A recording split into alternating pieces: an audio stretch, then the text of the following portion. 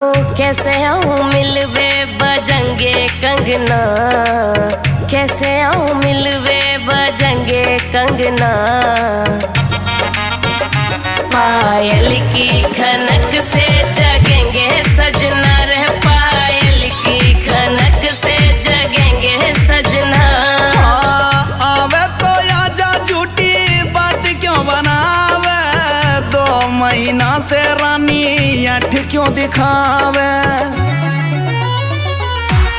बात बनावे बेटी बेटी अंगना, बात बनावे बेटी बेटी अंगना।